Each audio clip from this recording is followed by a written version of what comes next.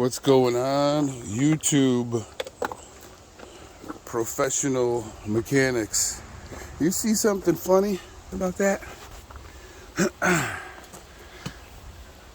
There's one reason why you never brag about what you are and how much you know.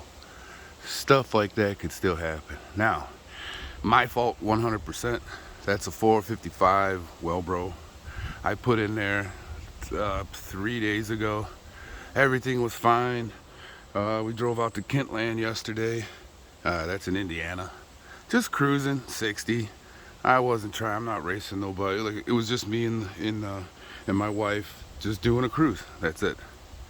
And it just filled up. We hit some big bump. Filled up. Hit a big bump.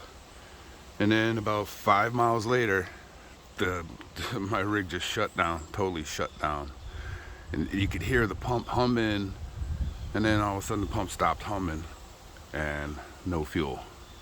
Okay, when they send you this pump, they send clamps with it. I made definitely sure that these barbs were sitting deep in here, okay? I made sure of that. And I didn't use the clamps they sent with it because I knew better. Right, didn't know shit, obviously.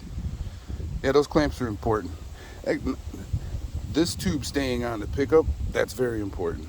But I didn't use the clamps, and this is what I got.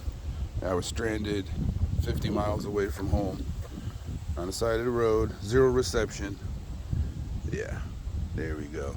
That is the problem. Dumbass. My bad.